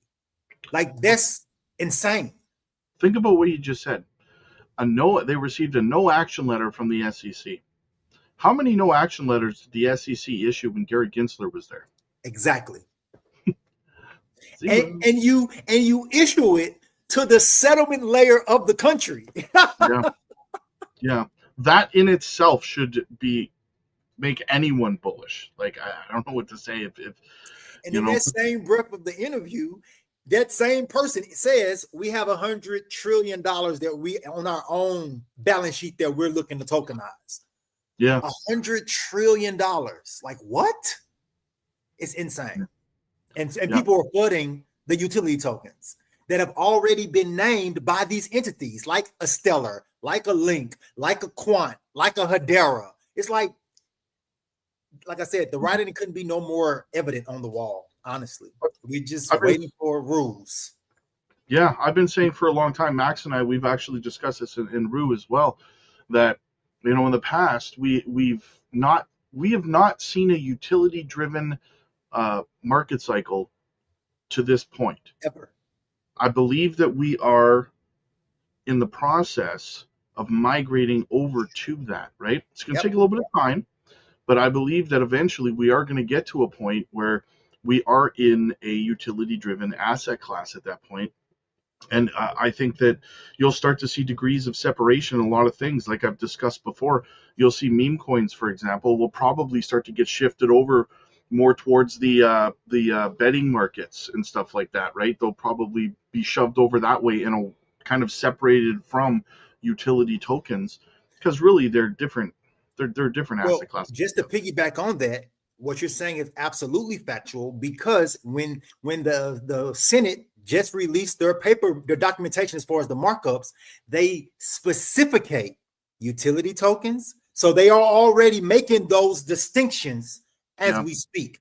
So, and it's already now in the law of what a utility token is. And it's basically, you know, short term, I mean, not short term, but just lack of a better term, it's literally a token that powers a network, a token that is the gas fee of the network. And essentially that's what the description was, but of course it was very wordy. But Yeah. yeah, so they're already laying the groundwork for that to be a reality, for it to be like, okay, this is your lane and abide by this. This is your lane, abide by this, you know? And the one thing that the regulators are actually doing, which I kudos them, is most of the time they wait for Congress to act. And then on the backside of Congress doing whatever they're going to do, then they start developing rules and guidelines. But what they did was they did a one-up in front of Congress, come up with rules and guidelines. So whenever they say, this is what you're over the SEC, this is what you're over the CFTC, this is how the OCC will interoperate, all three of them have already got their rules in place. So literally day one, they're ready to say, let's rock and roll. Here's your rules. Here is your no action letter. Here's XYZ, blah, blah, blah, blah, blah. They're already ready. And it's not just a financial system that's moving into this blockchain technology. It's everywhere. I mean, we've done deep dives into the medical field with projects like Jasmine Junction and the PDL. We know that they're already storing people's medical data. Yeah, the cancer research, right? And then they're talking about putting everybody's health records. Imagine this. Now, if you've ever gone from, like, if you have a family doctor, I don't know how it is in the States, but here in Canada, we have a family doctor. Then I got to go over to see another doctor, and they're like, okay, well, we need your medical records. And then it takes 4 months for my family doctor to transfer my medical records over to the new doctor. Yep. So then it's going to take 6-8 months for me to get into this specialist, right? Whereas with a system like the PDL, again, using blockchain technology, what happens? Well, your personal health records are going to be stored inside your PDL, which you can grant access to the specialist doctor's office like that, right? These are the ways that life is going to get and easier. Not to mention, you're going to get paid for granting that access to that data. Yes. Instead of Google getting paid, or Facebook getting paid, or Apple getting paid, or whatever, they call it GAFA, right? Yeah, there was an internal Visa document that Maximus and I shared. He shared it. I was on a live with him when he shared it, where literally it said data will reverse back to the consumer. Like, what? Like, oh yeah, the writing is on the wall. And like you said, how efficient is that? You're not having to wait for some other doctor office to fax over, literally, because you're waiting on a surgery that could be life-saving, but you're having to wait 6 months because somebody forgot to press send on an email or forgot to press send on a fax machine, or they were just lazy and, I'll do it tomorrow. They'll get them whenever they get them. No, we're getting ready to go into a world and realm where everything that is kind of sort of what you would say truncation is going to smooth out in so many different ways. Yeah, life is going to get easier in the next 10 to 20 years. And like in those little ways that might be minor conveniences, but they're going to change the way your entire lives go. And again, how often have we talked about you're going to be using blockchain technology for the most part in every aspect of your life. And you're not even going to, it's like when you pick up your cell phone right now, you don't think I'm using the internet. You just use the internet, right? Same thing.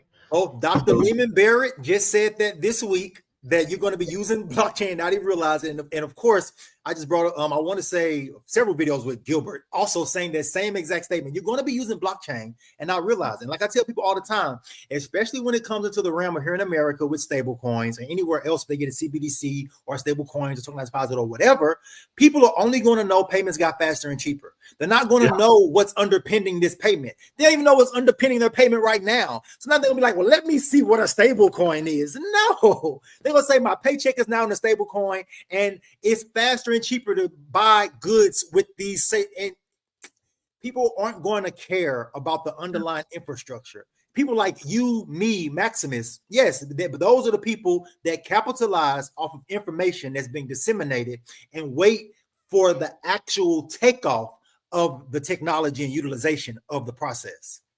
Well, think about the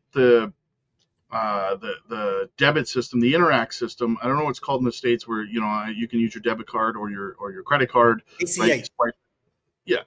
So think about that technology. Right before that, what they do? They had to swipe the paper on your card and all that stuff. So if you could go back in time and invest in that technology where they were transitioning from that paper swipe over to your card to, that debit system where you can just put your card in, punch in your PIN, whatever, walk away, right? If you could invest in that before it took off, I'm telling you right now, you look at a project like Zbeck, and Max, you've heard me say this before, my grandkids are going to look at me and say, you used to have to wait 2 weeks to get your paycheck, dude? Seriously? And they're going to laugh. And it's because their money is literally being streamed to them second by second. Like they can literally tap in or go into their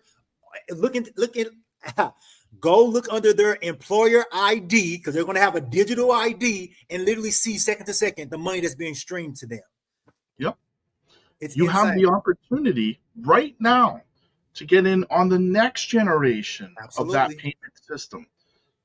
Are you going to sit on the sidelines and go, well, it's not happening fast enough for me, man? Right? Or think about being Gilbert Verdian in 2015, having this vision, but knowing that you're at least a decade away from making it a reality, especially when you started really building out ISO TC 307, because we know how standards work, and it's a long process from building out to publication. So for us in Quant, who've maybe been in it 2, 3, 4, 5, 6 years, think about Gilbert Verdian. How long he been waiting for this? No kidding, eh? That's a bag holder right there, man. Absolutely. Diamond hand champion of the world.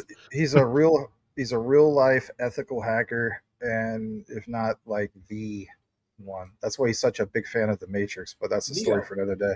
Yeah. What I was going to state is I wanted to continue this last part. I respect, Rob, that you're probably fading, but this will be quick. I'm sweating right now, man. Yeah. Well, if you want, we can end it. I could just do this on my own because I know you're not feeling good. No, go ahead. Let's get it. Let's get it. Are you sure? Because we can. I respect it. If you got to go. Okay.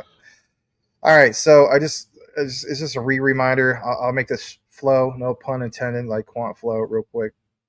So, for one, as you guys see right here, a re-reference. What am I quoting? This is an actual document, not an article.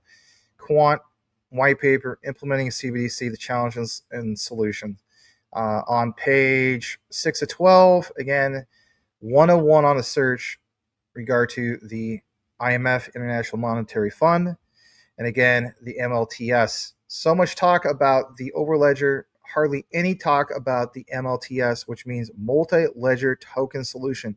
QNT is needed. Stop listening to people who say that QNT is not needed. They haven't done a lick of research, okay? It's a solution that implements IMF's semi-decentralized model. We covered this before. Now, the connector, okay? Here's why I want to point out the connector, because, again, like it says, a solution which implements the IMF's semi-decentralized model. It is not a full controlled CBDC doom and gloom system, okay?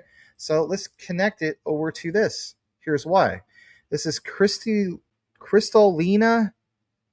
Georgieva. She's the new head of the IMF. I should say the new head, but she's been the head for a while. She's the lady that replaced Christine Lagarde, who was previously the head of the IMF. Like it says here, payments in the digital age, a global perspective. I do not want you to forget this title of this. Here's why. We're going to play this right now, and then we're going to have some commentary. So you can follow in the transcript if you choose to do so, because maybe we're accent. But yeah, we're going to play this, and then after that, I'm going to kick it over to the Quant Network, and then Channing will give us some closing thoughts, as well as Rob in regard to that. So we're going to play this. Here we go.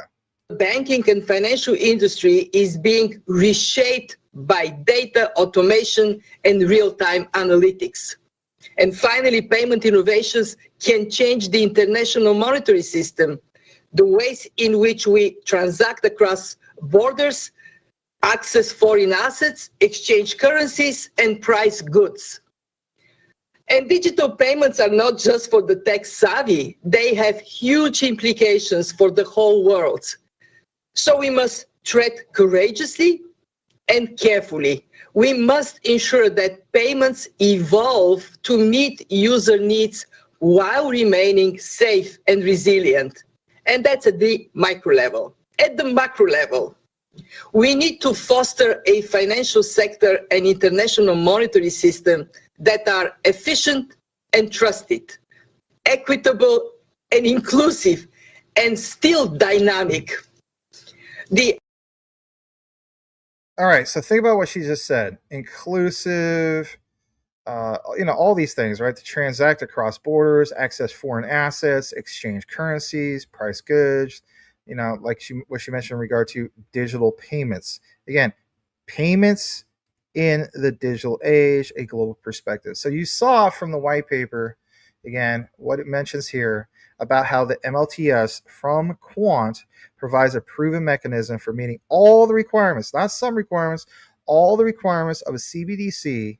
It is a solution which implements IMF's semi-decentralized model, enables simple, flexible implementation of synthetic CBDC. It can be used by banks for a more flexible type of stablecoin. So back to what we were talking about earlier. Now, as we jump over to the Quant Network site, does the research match up with what Kristalina Georgieva, the head of the IMF, just mentioned? And as I would point out, boil it, mash it, stick in the stew. It does match. Here's why it matches. R3, as in Corda, and Quant selected as technology providers for the UK's regulated liability network. Check out the Patreon if you want to find out who is literally leading the charge for the US RLM. It was a big whopper of a bombshell, right? Over an hour deep dive, if you choose to do so. Take it further down into it. I'm going to highlight this key area from April 15th, 2024. Here's why it's so valid. As I do so, you see here specifically almost the exact same wording. Pay attention to this. Most people won't even give two craps. We live in a digital age in which people and companies expect digital finance to operate globally at speed. Let's jump back as a reminder. Kristalina Georgieva, head of the IMF, payments in the digital age. And again, think about it. Innovations can change the international monetary system, the ways in which we transact borders, access foreign assets, exchange currencies, and price goods and digital payments. Jumping back to this, what do we see here? It says here specifically, we're going to do this digital finance to operate globally at speed with better security and at scale. But our legacy payments and financial infrastructure has not kept up. As the UK seeks a leadership position in financial markets, projects like the RLN, as in the Regulated Liability Network, highlight the central role that shared ledgers. So back to what? Think about what I just said with shared ledgers, because we know that Quant does what? It's a blockchain payments, again, back to Kristalina Georgieva, offering multi-ledger token solution MLTS, providing a proven mechanism for all of what's required for the IMF. And jumping back to it, like it says here, RLN highlight the central role that shared ledgers will play in this transition and offer a model. Again, let's jump back for a second. What is Quant? It is basically a multi-ledger token solution. It's a model in itself, right? Yes. And finally, in that highlight, in this transition, offer a model we can extend to other markets. And again, back to what we saw from Kristalina Georgieva, literally written right here in this whole thing. So it's not word for word, but it means what? It means the same thing. And Quant Network came out with what recently? I'll come back into the frame. They came out, specifically speaking, with the update of how they are leading the charge for Great Britain tokenized deposits, the GBTD. And even in the quote from the Quant Network, quote, clarity, right? Clarity in the UK. And again, it doesn't get much coverage because people are only focused on what's going on in the US. But we do see that Quant Network was a participant in the RLN. We do see that Citi hosted the RLN, and the biggest players were there at the RLN. So now we're just still waiting for the US to get on board with some of these things, but now you're getting hints of it from Ripple, you name it, and so on moving forward. I want to get some of your thoughts on this as we close out the show to give respect to Rob. Rob, by all means, chime in after Channing, because let's face it, get well soon, brother. But definitely want to get some of your thoughts on this. To me, this all makes sense. Glad to show you guys actual documents and that actual video from the IMF. Take it away, Channing. Yeah, absolutely. Think of it like this, because of course the IMF and those same banks kind of sort of fall up. A lot of those same banks fall up under the Bank of International Settlements, right? So think about what Quant is doing for the Bank of International Settlements. Essentially, what Quant is providing them is something that they've never had before, which is true interoperability amongst every currency that they sit over. That is incredibly major. And to be able to do that in a regulatory compliant way, standardized, which is insane, because it's going to give them the capabilities to operate and process on massive levels. That, because if you think about just the American economy alone, the DTCC or the FICC, that subsidiary that sits up under the DTCC, settles $11 trillion a day, and that's just America. Gilbert Verdian just released well, I don't know if it was Gilbert Verdian released, but he liked a post from MasterCard, have a video coming out about it, and they talked about, I believe it was 53 or something billion a day that flows through the 3 settlement layers of the UK that are now tied back to Quant. We're talking massive amounts of money, way more than any retail speculation can even begin to fathom, that's getting ready to flow through these networks in a regulatory compliant process. It's almost like water. Water will always go with the path of least resistance. And for all of these major institutions, they know the path of least resistance is waiting on the regulators, getting clarity, and then moving forward, because it's better than getting a letter sent to them by the SEC. Genzer. So that's the realm of where we sit at right now. Absolutely, we're moving into the digital age at almost, at this point in time, light speed. And like the video that I have coming out tomorrow, diving even deeper into the UK's tokenized deposits from Dr. Lima, where you literally now, because even what Gilbert Verdian said in that video, where we're doing this with these 6 banks, establishing a tokenized deposit standard for all banks. That's all banks that falls up under the Bank of International Settlements jurisdiction, which also falls up under the guidelines of the IMF. And now tapping into that white paper that says, we literally have checked all of the boxes in regards to the IMF's process or roadmap for what a semi-decentralized CBDC has to be. It's been an alignment. This has been a methodic plan, like I believe his name is Frank LaSalle, the president of the DTCC. He said that about 5 times during that interview. This has been a methodic plan over the past few years that we're now executing publicly. Like, these things have been being worked on massive levels in ways that most of us can probably only dream of. And to know that we're now at the space where they are anxiously running towards this technology. And you have, especially here in America, where you have those 2 sides, Democrats and Republicans, that literally nothing do they agree on. They fight about the color yellow.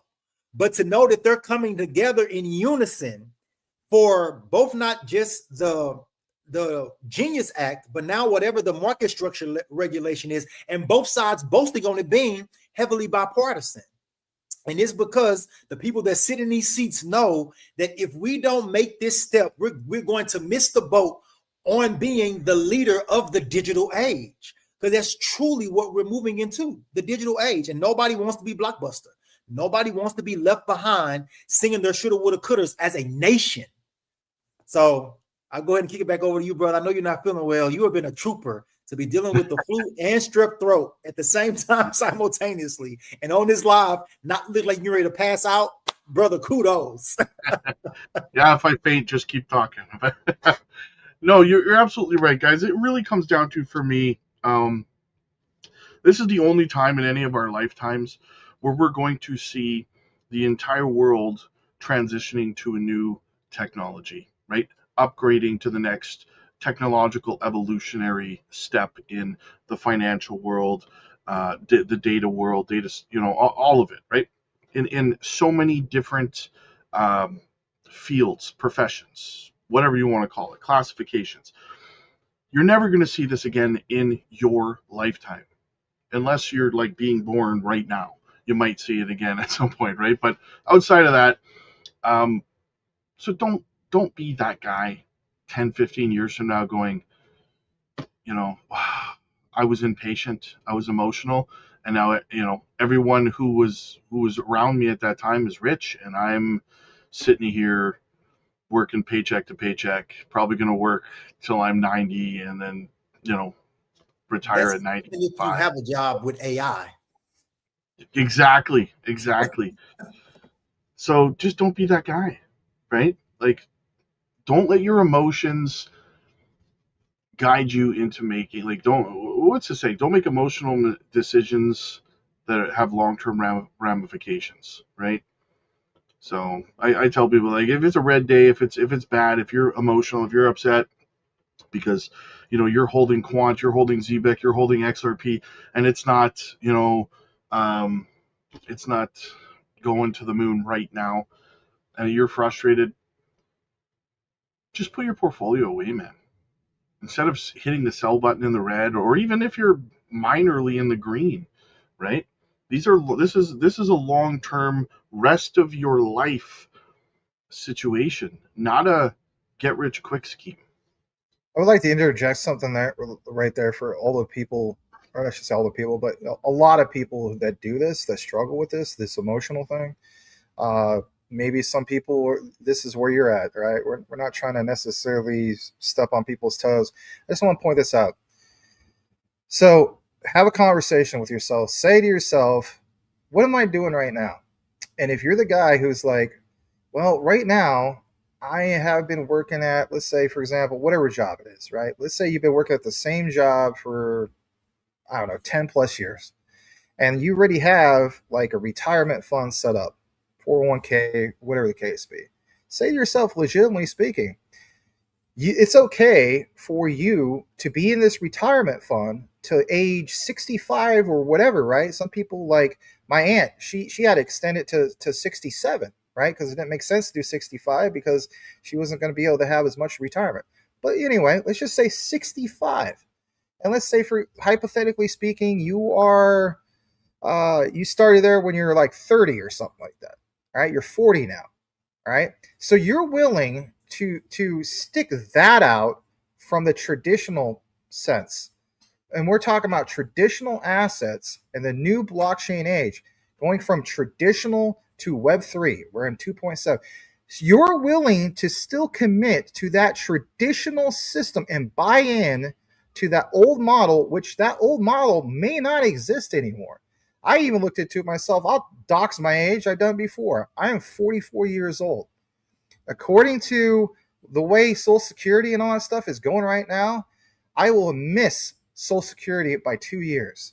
So there is no way that it's in my best interest to even follow that model, right? I had to do something radical, something different, and I did. So my point is, again, have that conversation with yourself, because if you don't, then you are shooting yourself in the foot. In fact, you're shooting your whole freaking body from here on out, because you need to have that conversation. Because again, if it's emotional thing like, well, I just want this happen in 2 years, but you're willing to stick it out to 65. So let's say you're 40, you're going to wait 25 years for that old failing model, not to mention all the inflation, the power of the dollar. My God, I mean, yeah. Not to mention the devaluation of the dollar. Exactly. So that's a failing model. So please, that's my call to action, everybody. And yeah. Not to mention that, and think about some of the moves that's being actually made right now. Like, I want to say the Treasury Secretary, I want to say this was yesterday, just officially announced an announcement that Trump made about maybe 2-3 months ago about, as of next year, every baby born will be eligible for $1,000 seed into an investment portfolio. And anybody under the age of 18 as of next year also has the access for that to happen. So that's literally, and knowing where we're moving towards, it won't be long before digital assets are a part of that investment portfolio. So now what you're also doing is ensuring that every baby that's born will essentially start adding to the coffers of the distributed ledger technology sector, because all assets are moving on chain. So it's almost like guaranteeing the generational build out of this entire sector by every person being born in the country moving forward, which is insane. Absolutely. Absolutely. It's funny. I have a meeting with a manager at my bank on Monday, and they called me on the phone, and they said, "Hey, I'd like to get you in here for a meeting because you have, we see that you have, we see your savings account is how I'll word it, right?" And he's like, "Would you mind if a financial advisor here came and sat in the meeting and stuff like that?" And I said, "You know what? Fine, sure, whatever. That's fine." I have one question, and everyone, I believe, when you're talking with a financial advisor at a bank, right? Because what do? They always try to steer you away from crypto, right? Always. They're still in that phase. I ask them one question. I said, "Look, I'm all that money that you're talking about. You want to help me invest, right? I made the bulk of that with my crypto investments, right? What are your thoughts on crypto?" If the words out of his mouth are, "Well, we don't advise crypto because of scams," I immediately stop him and I say, "You know what? You clearly haven't done enough research into crypto, so you probably should not be giving financial advice about something that you haven't done any research into. If you're still pulling on the scam cord, you shouldn't be giving financial advice about it." We're gamers, bro. Oh, that's why I say owned, noob. Anyway.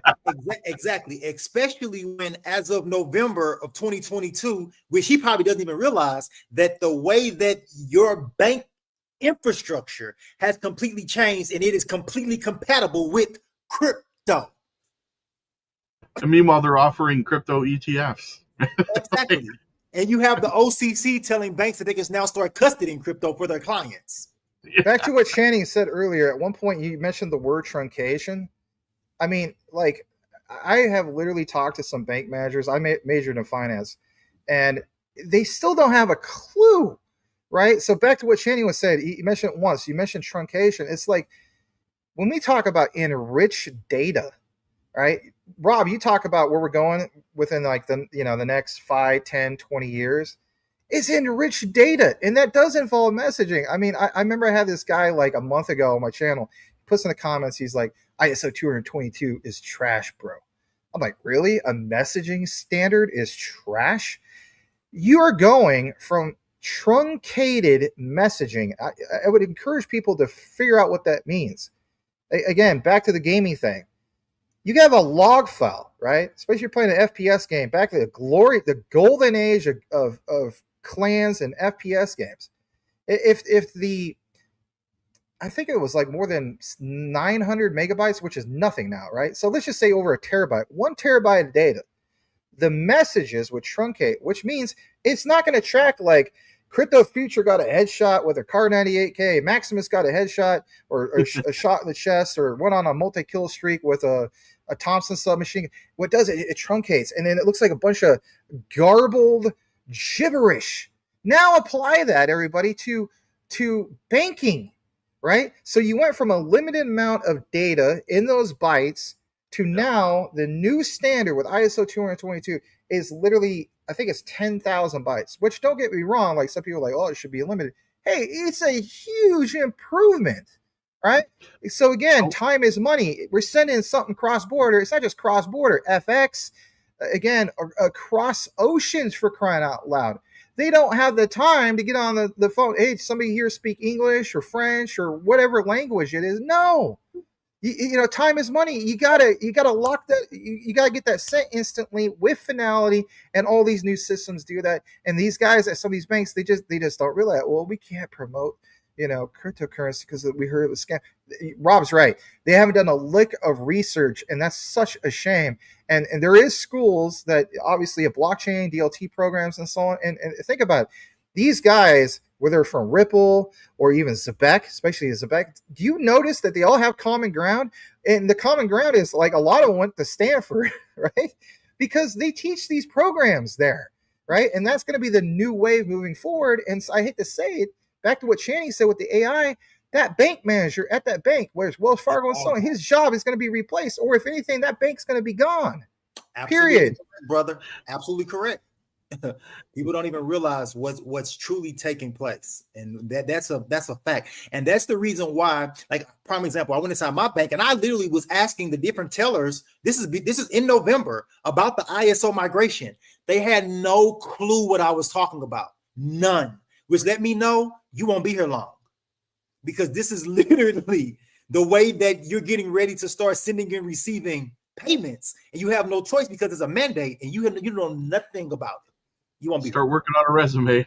Absolutely, because what's happening is that, and that AI and machine learning, that literally the buttons you push is getting ready to be automated away, and it's going to be blockchain, smart contracts, and AI doing your job.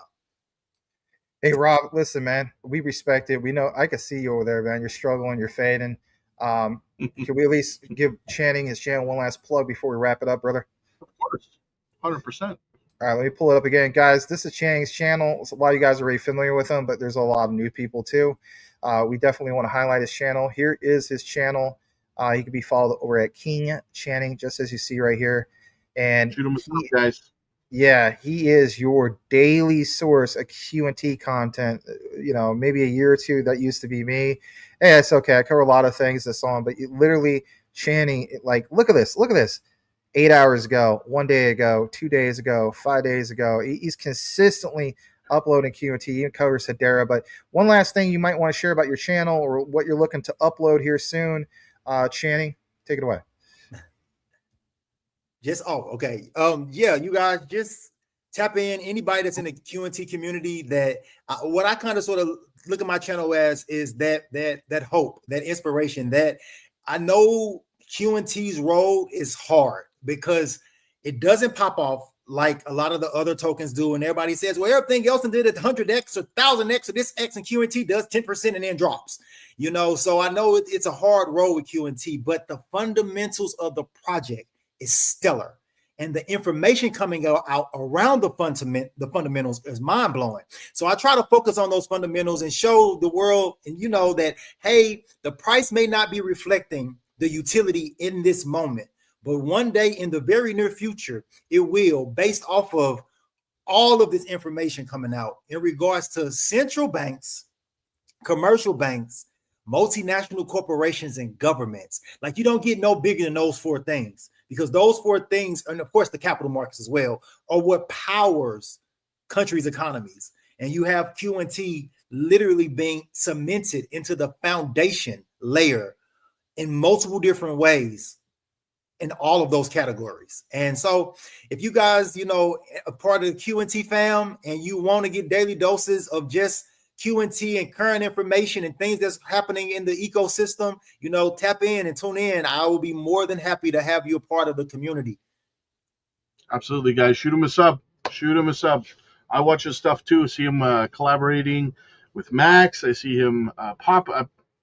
I think I saw your stuff pop up in my newsfeed before Max told me about you a while ago, and I was like, "Oh, so yeah." I've been watching. So appreciate that. Absolutely, man. All right, guys. So this concludes another episode of Blockchain Buzz. We'll see you guys next week. Hopefully, we can get King Channing on a regular basis as well. Newest addition to the Blockchain Buzz team, and yeah. All right, guys. Thanks for coming out, everybody. Have a good one. God bless. Thanks, everybody.